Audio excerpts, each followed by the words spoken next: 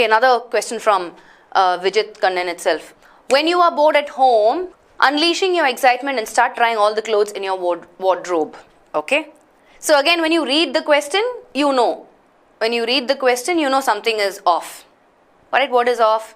When you are bored at home, it's asking you to do something. When I said this statement, if you were noticing, I used the infinitive form and not the continuous form. Okay, so everybody's coming back and saying to. Yes, it's a pretty obvious one. So when you're bored at home, you do this and then you start doing something else. So instead of unleashing, right, that's the obvious error. You don't need a continuous form. So when you are bored at home, unleash your excitement. I need a simple present tense. Unleash your excitement and everything else remains the same. So the error is in part 2. You change the continuous form unleashing to unleash. That's it. This is an easy one.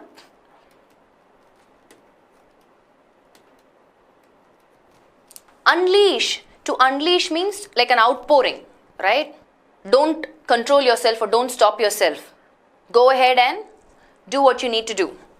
Parallelism in this type of question, I'll have to rephrase that, right? If I have to use parallel construction, I would say, when you are bored at home, see, unleash your excitement is not one component. It's saying one of the ways in which you can unleash your excitement is to start trying all the clothes, right? There's only one component given here. So please understand, parallel construction will matter when you are talking about two components, which either this or that. In this context, it is only talking about one way of unleashing your excitement. So I can say, when you are bored at home, unleash your excitement by trying all the clothes and dancing to whatever, rock music or whatever. So in that context, I'm talking about two things that you can do to unleash your excitement. One is trying all the clothes, another one is dancing to music. In that context, yes, parallel construction. Remember, what is parallel construction first of all? Parallel construction is when I have two components, right? Either you're giving two actions to do at the same time. So it should match. But in this context, we are not talking about two components. The context is very clearly saying, when you are bored at home, unleash your excitement, right? And start trying out all the clothes. So this is only one way of saying how you can unleash your excitement. There's no parallel construction here actually. After making me wait for 2 agonizing hours, the great man called me in and asked me, what do I want? Okay, so let's say, okay, which part has the error? As soon as you read it, you know which part has the error. It's pretty easy. After making me wait for 2 agonizing hours, a great man called me in and asked me, think, it's a statement, it's not a question. Yes. So what do you change in that, Neeraj? What do you change it to?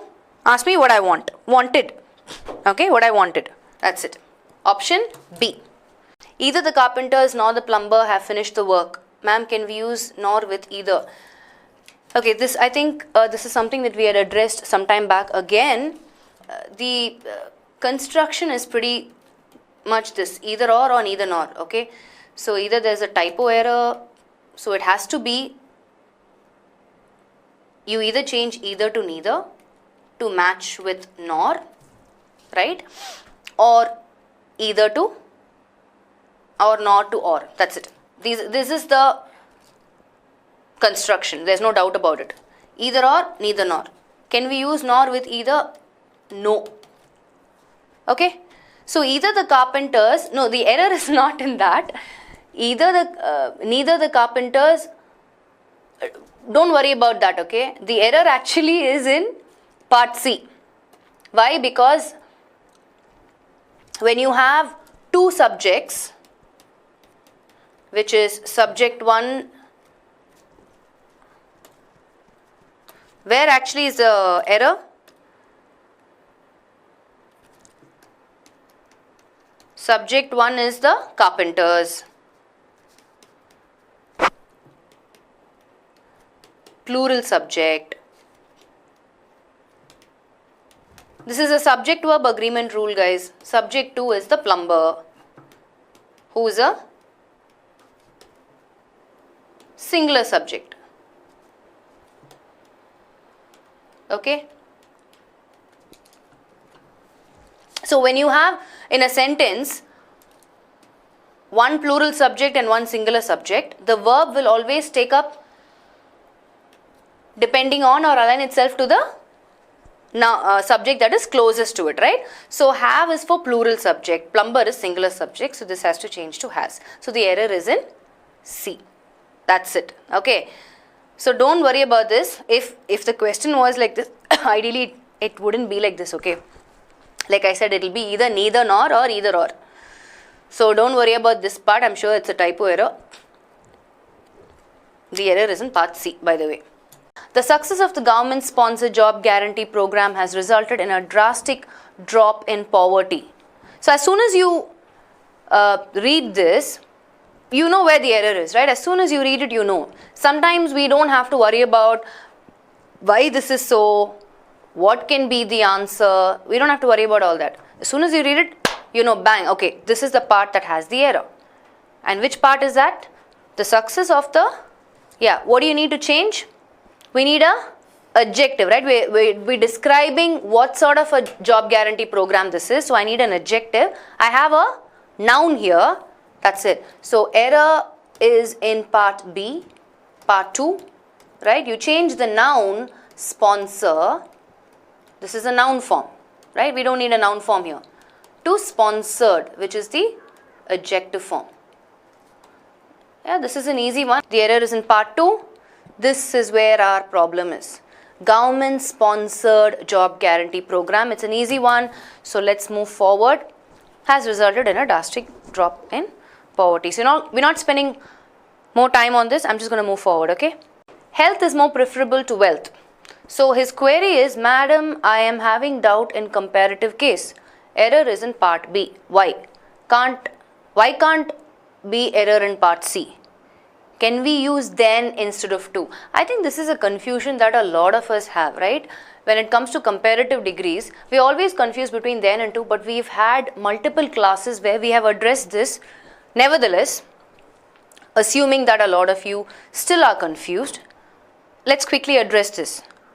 Let's look at the sentence first.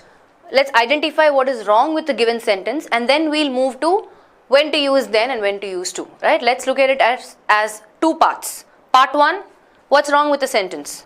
Quickly, whenever you have comparatives, right? We've always said, when I say something is preferable, which means you're already saying that, boss, A is better than B, right? So we've always said that you cannot say more preferable, because preferable itself gives you that meaning. Preferable means what? This is better than that. So when you add more before preferable, it becomes redundant in meaning, right? So you don't need this here. That is what is wrong in the sentence. Part B. Okay. Health is, the corrected sentence is, health is preferable to wealth. That's it. That's the corrected sentence. Now this is part 1. Part 2. We are saying, hey, whenever prefer comes, it's better to use to. Yes, that is the rule. Now, so when can we use then? Always remember this, right? Whenever you have adjectives having IOR, ER, right? Prefer is an exception. But if you have adjectives of comparative degrees, basically, not all adjectives. Adjectives that bring in comparative degree, meaning like senior, IOR, junior, IOR, prefer, superior, inferior, all these, always make sure it is followed by to and not then. That's it. Simple, right? So let me give you an example. So if I say Kishore draws quite differently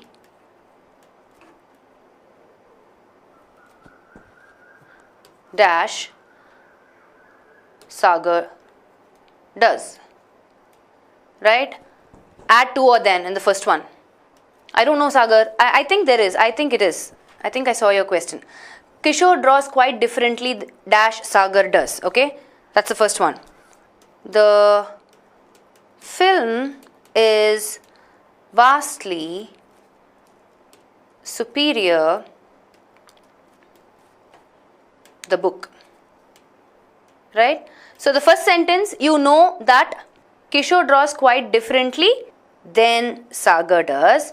The film is vastly superior to the book. So just keep this in mind, okay? Whenever you have adjectives of comparative degree that end in IOR and prefer, use to. Everything else you stick to then, right? Because then is also used after comparative adjectives or adverbs. Okay, so that's this question.